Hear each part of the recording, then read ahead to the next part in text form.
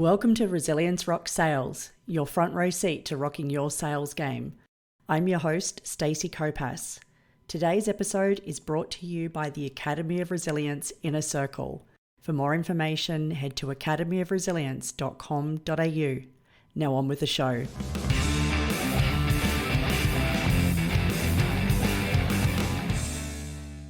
Hello and welcome to another episode of Resilience Rocks Sales.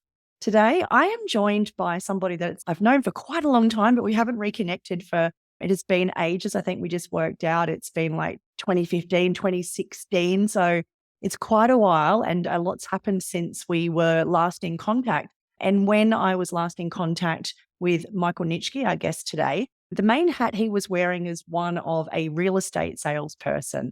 I was a property owner in the area. I was a property investor in the Adelaide Hills at the time. And Michael was somebody that my partner at the time and I had watched very closely from all of the hundreds of open houses we went to. He was someone that stood out, and we knew that when we were ready to sell a house, then Michael was the person that was going to do that. And that did happen. Unfortunately, it was going through a divorce and all of those things. But I must say that Michael definitely took a lot of stress off us at the time. But yeah, I'm super excited to welcome Michael to the show. So yeah, welcome. Thanks, Stacey. Thanks for the incredible intro. That's really kind of you. And yeah, we do go back a while, and this is an awesome way to reconnect and catch up on a few things, I guess. Oh, totally. And I know that there's so much that our listeners are going to learn from this discussion as well. It's kind of cool that we get to have a reconnection social catch up, but we just get to be able to share that with so many people as well. And that's the beauty of being able to do things like this. And like where I'd love to start, I would love to start by if you could share, because right now you're wearing many more hats than just being an exceptional salesperson in real estate. But I'd love for you to share a little bit about your journey and sort of what led you to expanding the number of hats that you're wearing today and what that's looking like for you now. Yeah, definitely. I'd love to do that. It's been a really intense and quite an interesting journey. I guess if we kind of look at, the last time we caught up with the sale of your property, shortly after that, I had an incredible tough year in 2018. So my career as a salesperson, ever since I basically finished high school, I've been in real estate sales. I absolutely love it. And for a big portion of that, I worked in a family business. And at that time, the leader of the business was my late father, David. And in 2018, after a 3-year battle with bowel cancer, my dad passed away suddenly. And just prior to him passing away, after years of me begging, pleading for him to think about a succession plan, which he kept kind of refusing to consider, just never believed for a second that he would, one day potentially pass away and the disease would take control of him. He finally relented to me taking a role as a leader in the business, and I became a director. And as soon as I became a director, I suddenly was horrified to see that we had millions of dollars of debt that I didn't realize, and we had just 6 weeks of cash left. And like by cash, I mean not money in the bank. I mean literally in the overdraft. That was all that was left.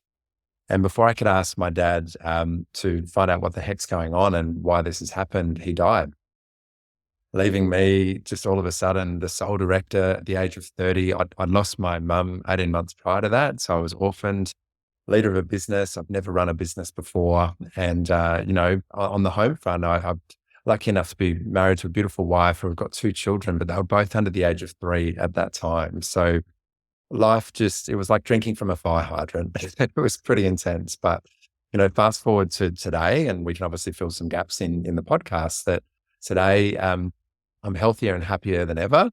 I've got still a wonderful relationship with my wife and kids. And then the business is performing exceptionally well. We're profitable. We're an independent brand now.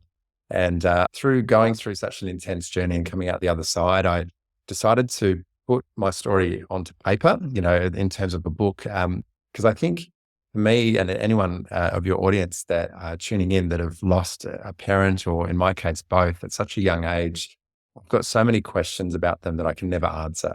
And so I didn't want that for my kids. So I thought I'm going to put this into a book. And it started to kind of evolve and became something that I thought could help other business owners. And last year became, a published author, publishing Leading Out of Loss, which is part memoir, part leadership lessons of everything that's happened. And now we're here. Oh my gosh. I can't even begin to imagine what that was like for you, especially like the frustration that you must have experienced with your father, working so closely with him and his just stubbornness Mm. in not letting you in, knowing even if he was in denial or whatever it was for him of, I guess, his own mortality. But even just as a almost like common sense, isn't it? To even when you've had a scare like that, and as you mentioned, like your mum passing not long before, like before that. Yeah. So there's a few big life changes that happened there that I guess for most people you would kind of think that that would be maybe I need to put some of these things in place. And so what was it like? Was it something that you sort of just brought it up with him from time to time? Did it escalate over time? What were those sort of conversations with him trying to find out these things and what his plans were?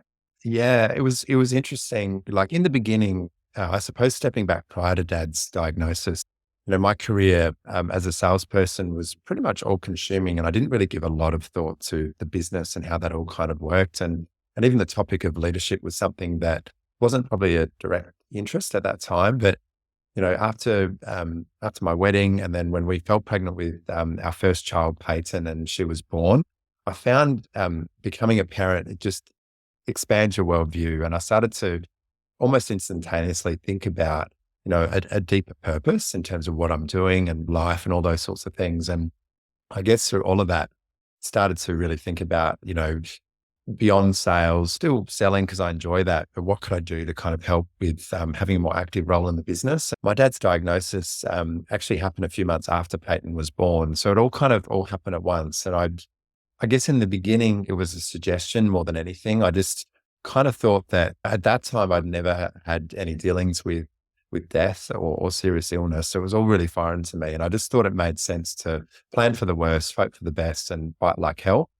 My dad's approach to his cancer was incredible from a physical point of view. Like he was relentless with any surgery, any chemotherapy, radiotherapy. He lent into that and did everything he could to make to make the treatment work. And he was just so convinced that he would beat it that he treated the actual diagnosis and the mortality part with a lot of shame. And he was someone that widely respected in all the circles that he was in, but someone that was very difficult to get close to. He would really keep his cards close. It was something that he just refused to talk about, and I kind of accepted in the beginning. But when my mum and dad were separated a long time prior to that, when mum passed away suddenly at the age of 55 from a heart attack, I just intensified my pressure on dad basically to say, this is real, you've got to do something. And it just didn't seem to be something he was interested in. Wow. I can't imagine what that was like. And as you said, you've got your own stuff going on, but Yeah. and it's interesting too, as you've said, if he was somebody that was very hard to get close to, that's a difficult conversation to have even with somebody you are close to. Yeah. Yeah. It was. And then I think that's why in the beginning, I probably was quite gentle about more so just suggesting it as an idea. And yeah, I think just dealing with what we did with the loss of mum, the gloves are off. I said, let's think about this seriously. It's bigger than him then at that point, isn't it? Because Yeah. it almost feels like a not only stubborn, but a little bit selfish in a way because you've got all of the staff and all of this sort of stuff. It's a business. You've got people that are managing their properties. There's so many people that would impact. So when he did finally let you in, Mm. what was that like? It was a blur, because I've been wanting it for so long. And this wasn't a financial thing for me, which is ironic, particularly given what I found out. But it was literally just a leadership thing for me because over that period, dad was initially given 18 months to live and he doubled that diagnosis. So full credit to what he did. But for that 3-year period, the business was basically rudderless. We didn't have a leader. We lost a lot of good people because it just didn't feel like it was going anywhere. And then, poorer or sort of average performers were kind of given an environment without any accountability. So that got a lot worse in that respect. And so when I was finally given that opportunity, I remember, being sent a heap of documents to sign from advisors of dads. And I just signed them because I didn't read them, I'll be honest, because it was my dad. I trusted him and I thought finally we're going to be able to I just was scared that he was going to change his mind. And then, when I found out this revelation that there's actually absolutely nothing holding the business together, and then to not have that opportunity to kind of discuss it or even just, there was no handover at all. It was unbelievable, absolutely unbelievable. And so how did you feel when you really discovered what the reality of the situation was like? I was shocked, and I was obviously grieving because I just lost my dad, and the grief. It's interesting when you look at, I know today's podcast isn't about grief, but when you look at like the loss of, for me losing both parents in the way that I did, my relationship with my mum was very different to the one that I had with my dad. And so the grief when we lost dad for me, a lot of it was one of lost opportunity because, not only was I trying to obviously do something about the business, but also really wanted to get closer to him. And it just wasn't really something, he was wanting to do with anyone. It was just the way he was. So I was really sad, obviously, as you are in that time, but obviously just dealing with incredible shock. I remember going home to my wife. We had a 6-month-old and a just under 3-year-old toddler, and she was feeding our youngest on the couch, and my other daughter was playing. And I remember just going home, bursting into tears, something on the ground next to her, just saying, "We're going to lose everything," and I haven't. Somehow it's my fault, but I haven't done anything. I don't really understand how this outcome is here for me at this stage in life. And it was a real low point, and I didn't really get a chance to kind of process it quickly because um, straight away there were things that I had to get into. Like, for example, the day after my dad died, I had to meet with our bank. They obviously had a very strong relationship, well, a strong interest in the business, we'll put it that way, given what I discovered. And they wanted to know that there was a succession plan and that this was going to be really smooth. And I had to just bravely say, "Yeah, absolutely, there is." But the reality was I was scrambling. I was completely lost. It was insane. My gosh, it's one of those say yes and figure it out moments, was it? Exactly. Yeah. And I think it was a big part of like, there's a lot of lessons of resilience in my journey that I've learned. And that was a big one for me. I think that without realizing it, like the impact of taking a calculated risk. Now that probably wasn't overly calculated, but taking a risk and going all in meant that there was no turning back. I basically was back against the wall, faced with losing everything.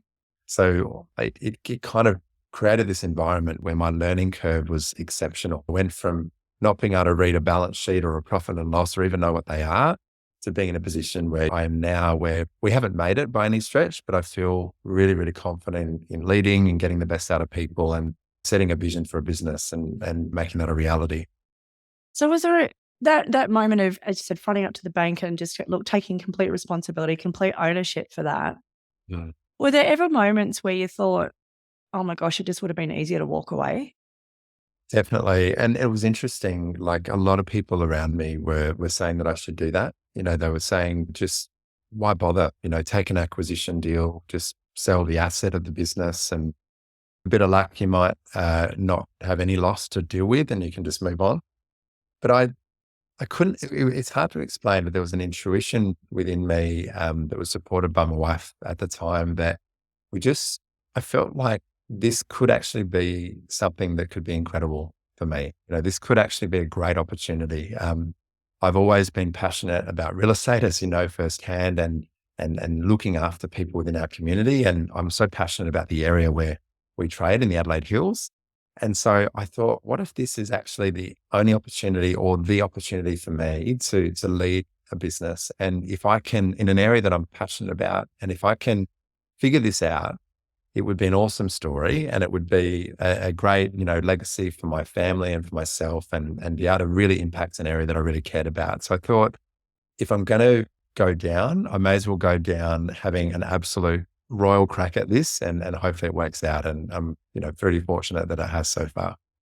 Yeah. And I know you've mentioned your wife, Kat, a few times. I have So to. look, it's always important to have good strong relationships around you. I think that doing something like that probably wouldn't have been possible without having support like that. Yeah. So what sort of impact did that have on your relationship? Obviously having the two little girls and that, what was that like for your relationship? It was all consuming in the beginning. Like it was just because it was so overwhelming. And I my wife's helped me a lot with being really open and talking about, how I'm feeling and what I'm going through, which probably something that I struggled a lot with growing up because my home environment was a little bit unusual in the sense that my parents, so when I was in high school, shortly after I started, they started the business back then. So back in 2000, and they separated shortly afterwards because the business just completely changed their relationship, and it changed, it created a lot of stress, and they didn't handle it all that well. So after they split up, my mum had some mental health challenges. She was diagnosed with bipolar disorder, and my dad kind of just he just internalized things all the way through. I was really determined, and through talking with Kat, that you know I wasn't going to internalize this. Like if we were going to do it, we're going to do it together in the sense that like Kat's a teacher. She's not at all involved in business or real estate, which is actually really good because we've got that real clean break. But I talk really openly if I'm struggling and if I'm doing well. I just kind of, we try and wear our hearts on our sleeves together. And then that's taught me then as a leader to do the same with my people. So, who I am on the podcast with you today is exactly the same as what I am, at home and with clients and everything in between. It's just a really authentic way to live.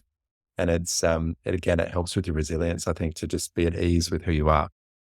Yeah, it's definitely a big one, isn't it? Yeah. Is just there's nothing to hide then. And I think that's the thing that is so interesting because you see so many people that are trying to, for whatever reason it is, whether it's an insecurity, an inadequacy, trying to impress, whatever it is, they're then putting so much effort and energy to building up this persona. Spot on. But that just takes so much energy. And then really, if you're going to make connections, like if you're connecting with people as this persona, then it's not going to be sustainable because again, it's not authentic. And so I love that you've mentioned that those things had really helped. And especially it's interesting because I guess growing up in that environment where there wasn't that open communication or people talking about their feelings or any of that sort of stuff. So obviously it wasn't something that you'd learned or saw demonstrated. So it's quite remarkable that then you were able to, as you said, almost intuitively then be able to evolve into that. And especially at someone that was as young as you were at the time too. Yeah.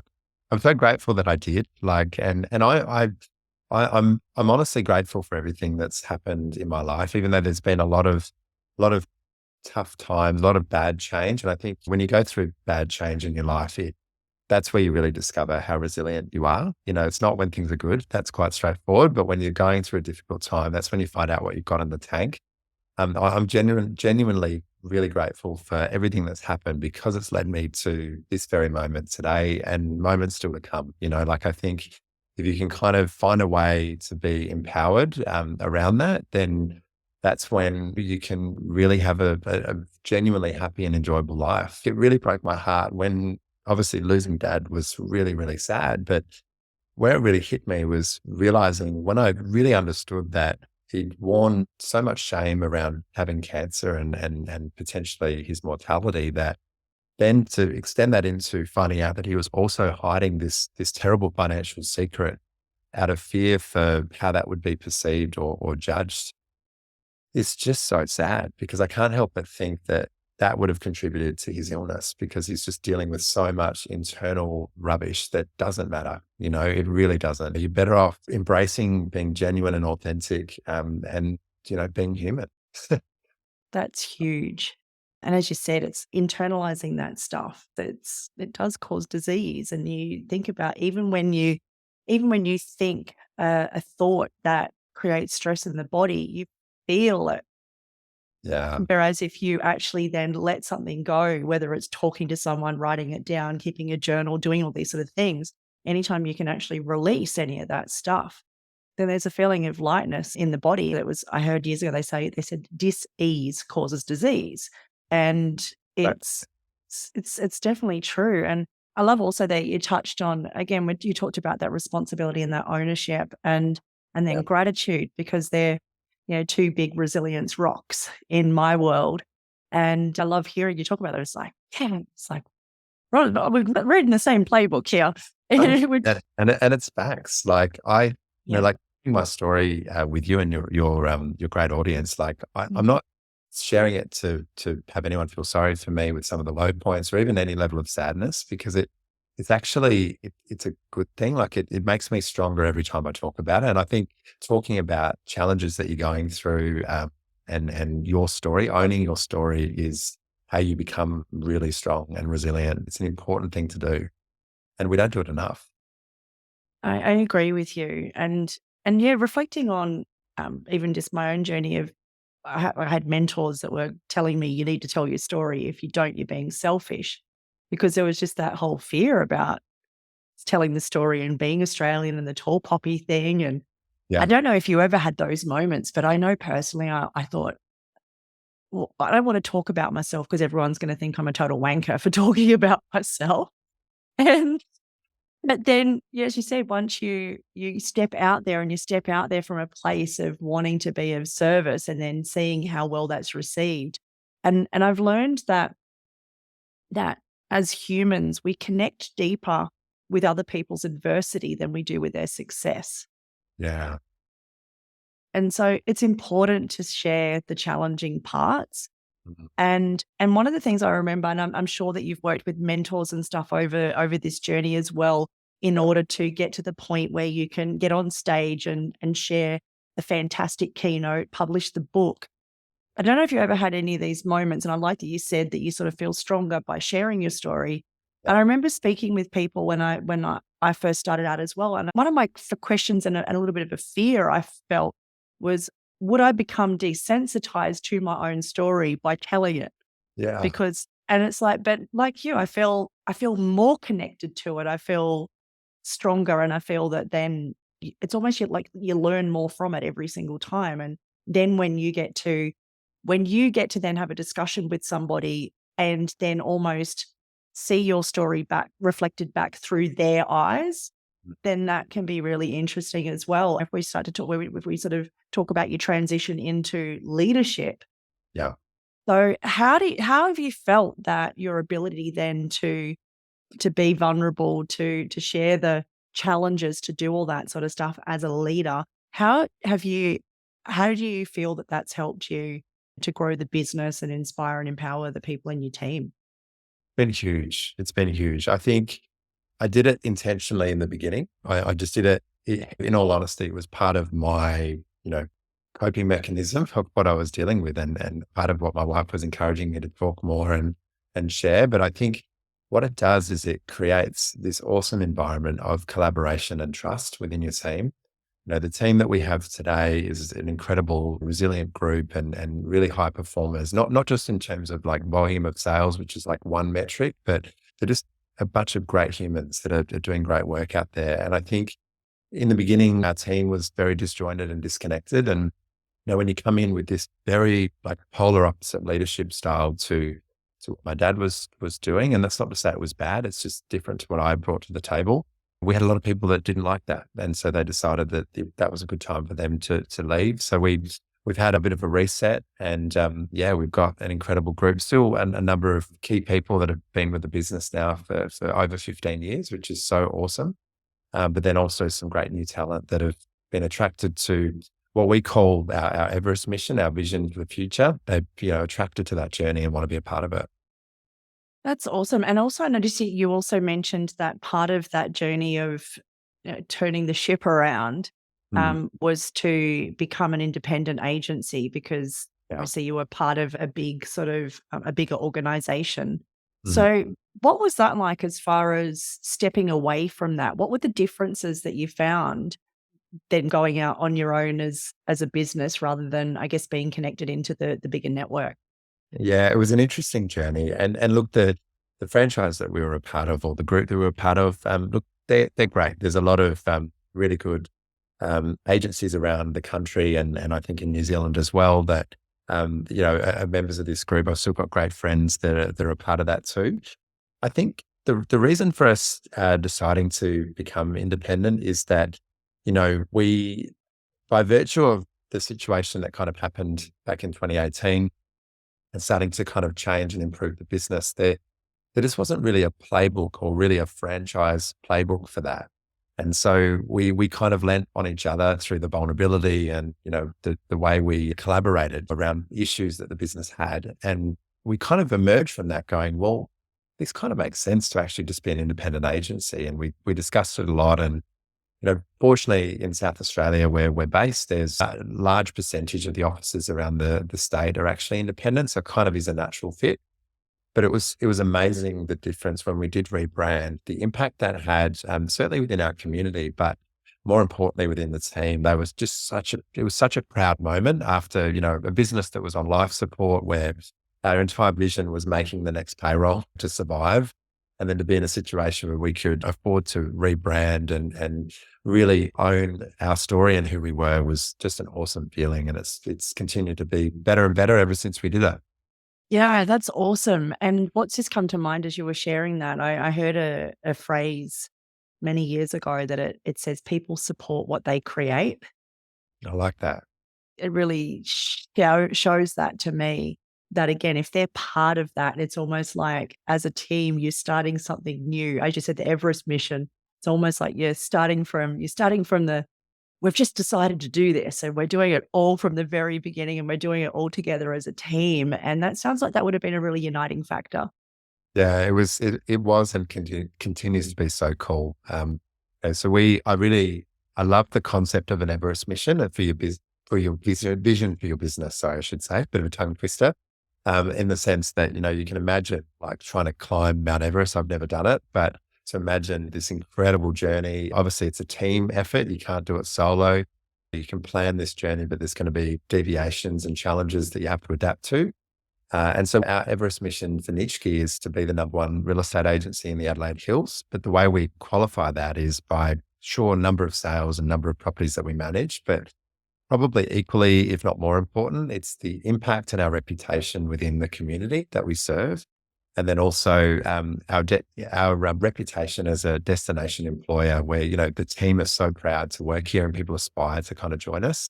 And that's a real motivator to make sure that we're not just making decisions to make a quick sale and scale up a little bit more in that regard. It's actually got to be holistic and it's much more who we are. And I guess by nature, real estate, anything that's predominantly sales based, generally there's going to be strong KPIs. There's always those sort of targets. So how do you actually then, particularly, I guess, transitioning from being a salesperson primarily to then being a leader of salespeople and still be a salesperson yourself? It's a lot. Like, it's a bit of mental gymnastics to try and figure out like what that would look like.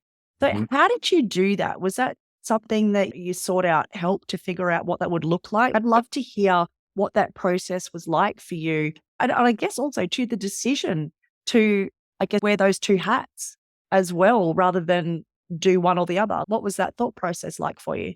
Yeah, well, the decision to wear both was out of necessity because the business, like with 6 weeks of cash left, the quickest way to get revenue was, humbly through me because I was sort of the highest performing agent at that time and had the runs on the board to be able to make that happen. So I had to sell and sell quickly, so that was out of necessity. And for me, if I could wave a magic wand around what I'd like my role to be within the business, it's more, I would love to just be purely at that visionary end of the business full time and in leadership, whether that's coaching salespeople or the broader team generally around their goals and the business's goals. Unfortunately, the size that we are and the stage we're at in our Everest mission means that I'm still involved in sales, and I really enjoy it. So it's not like I want to stop because I hate it. It's just that I feel that I'm best used in a leadership stage.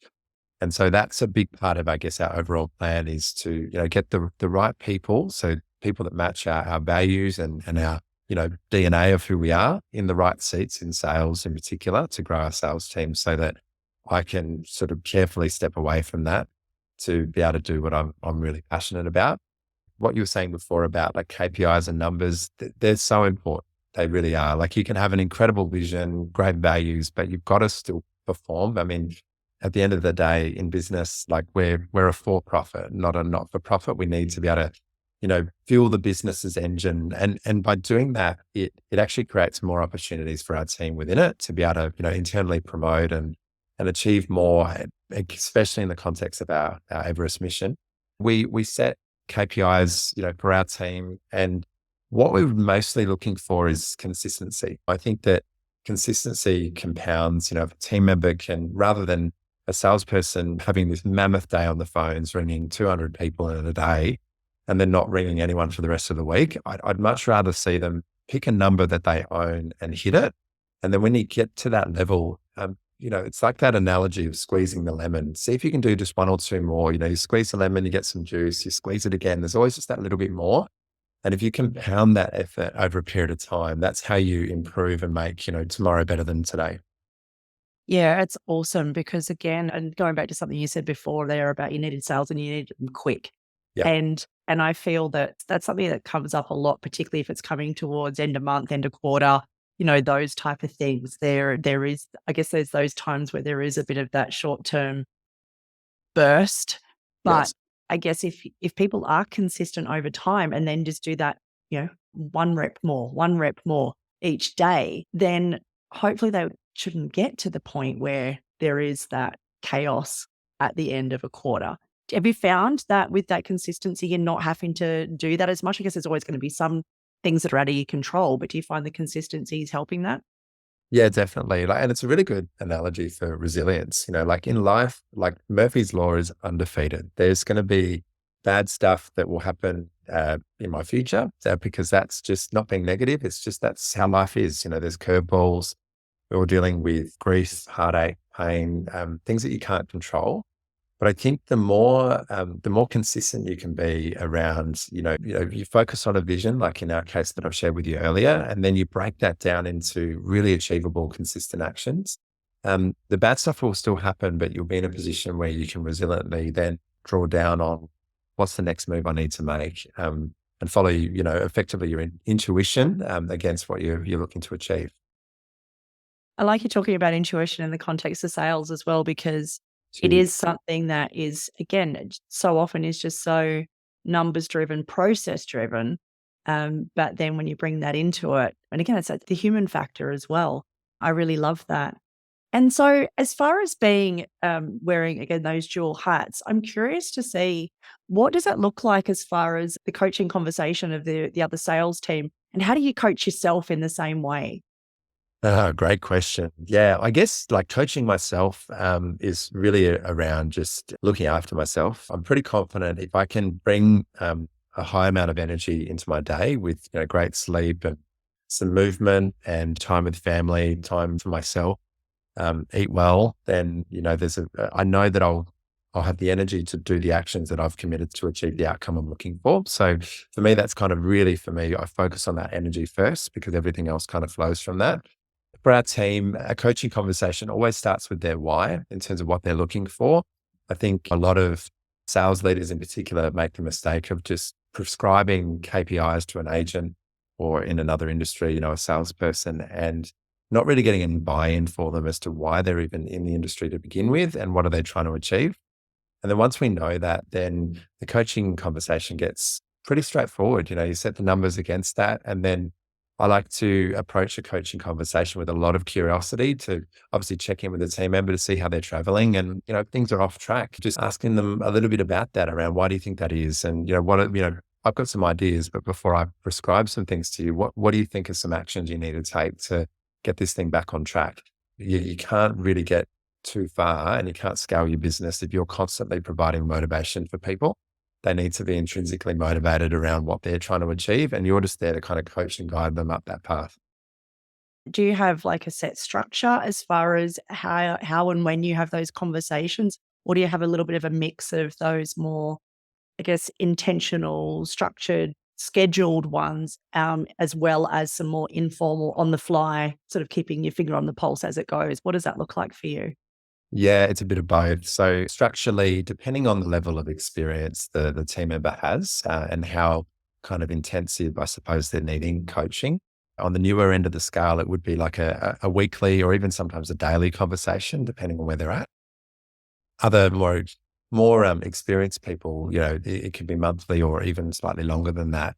It's really the structured side of it. But then for me, I really try and engage with all of my team pretty well daily, not so much around, are you performing? Have you done that thing that you said you do? No micromanagement. It's more just really, I just want to connect with their energy to see if things are on track. And if there's, without getting too sort of spiritual and woo woo about it, but you can really feel if someone's just dealing with something that is going to affect them in the future or now, and then you can support them better if you're in tune with what they're going through.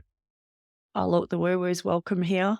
It's interesting too, because this is something that, because I get asked a lot about having difficult conversations, and my answer is usually if you have regular informal conversations, you don't often need to have difficult conversations. And much like, as you said, you can sort of tune in to just get a sense, like they might not tell you something's off, but you can then probe a little bit more if you just get that, as you said, the energy is not quite there. So I agree. And I think it's great leadership to have those sort of informal conversations on a regular basis, because then they're also more likely to come to you rather um, than wait for you to ask at times as well. Do you find that? I do. And I find that also then the coaching relationship extends throughout the team. So then we have team members helping each other rather than, you want to, one of the situations I found myself in the beginning was, as a sort of the main cog in the sales team, is I had every question going through me all the time. And I was just so keen to make the business work that I would answer all these questions and then more would come. And I learned through, I'm a big reader and listen to a lot of great podcasts like yours, Stacey. One of the books that I discovered was a book by Michael Steiner called The Coaching Habit, which is an awesome read for anyone wanting to improve their coaching and their questions.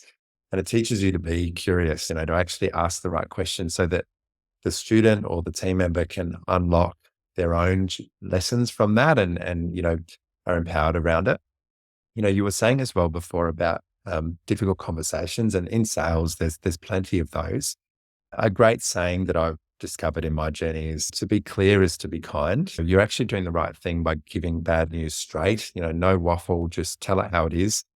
In my business, if a team member's not doing well, I'll say, hey, this is not at the standard that we thought we'd see from you, that you're not performing. Let's talk about why that might be. For me, the courage to do that now is quite straightforward because I've seen the benefits of it. But like, I've had some really hard conversations in my personal life. Like, one of the hardest conversations I ever had to have is after mum passed away, I had to go and visit my grandparents, her parents, and tell them.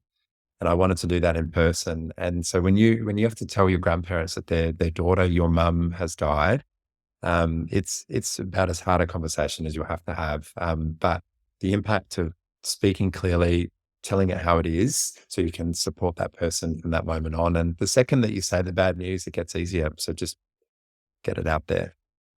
Yeah, it is. I think it's once it is out there, it's good.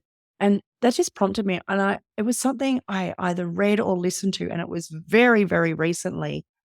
And it said, in the absence of feedback, the person that you would be giving the feedback to will automatically assume it's negative.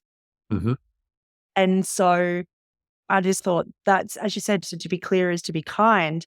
And I just love that disconnected those two dots for me. And I think that that's super. And so I think as a leader, as a coach, if there's ever any doubt, like if people are listening, because we've got people that are in sales and in sales leadership listening, but if you're ever in any doubt about whether to give that feedback, again, have your energy in this place that you are delivering it with kindness. But Yeah. just to know that if you don't actually share that, then the likelihood is that the person's going to be believing that they're actually doing a worse job than what they are. I really love that. And it's the beauty of, again, being, as you said, being a reader. Like, I love reading as well, reading and podcasts. And it's never been easier to be able to have access to all of these amazing people that are either sometimes they might be just academics, or they might be people that are specialist trainers, or they're people, like yourself, that have got all of these skills through personal experience in sales and leadership and resilience. And I just think it's really important to be constantly leaning in. Obviously, don't get too you don't want to get too overwhelmed and be listening to so much stuff that you're never implementing. But I think it's really important to be constantly looking at that and constantly growing. And I guess just with that, I'd love to hear your perspectives as well. And now that you're in a position where you're leading other salespeople, you're recruiting and actively looking for good people into your team and to develop those people. Like, what role do you feel that resilience has in sales success overall?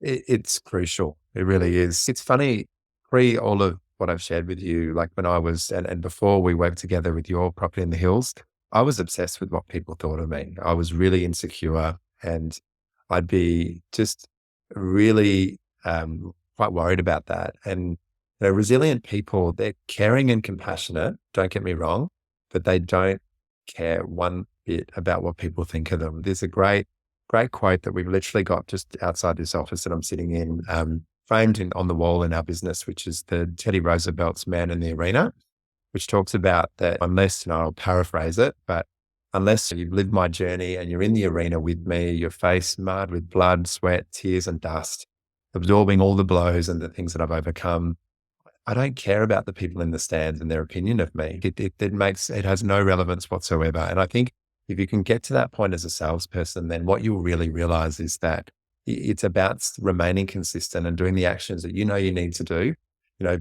It's funny in life, like we constantly wait to feel like doing the action and then we do it. I love, exercising, but there's plenty of times when my alarm goes off in the morning and I'm like, I just want to stay in bed. But every time I go, I feel so good and so glad that I did. If you're a salesperson listening, we know that by ringing and connecting with higher volumes of people is going to improve our chances of more appointments. More appointments is going to lead to more sales. But we wait to feel like prospecting when it's like, you know what? Why don't you just do the action because you're going to feel good at the end and be disciplined around that. So resilient people do that. And that's why I think that the best salespeople that you see are often the most resilient. I love that. It's like those laws of inertia. And I Yeah. tell you what, I do not miss the Adelaide Hills winters. So I can, when that alarm goes off in the depths of July, Oh man, last thing you want to do is get out and go and do something. My gosh, I did 8 winters in the Adelaide Hills, and that's I like cold. Very. I like sunny Sydney winters now.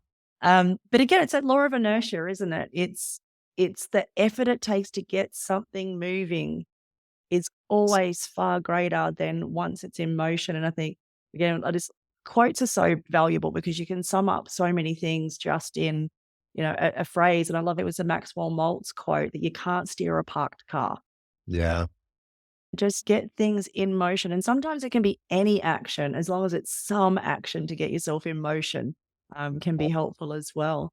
And with that, is there anything that you do intentionally to build and nurture your resilience personally, and then also in the people that are in your team as well?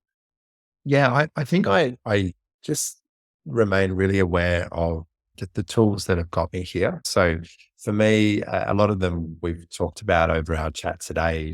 Talking to people is a major key.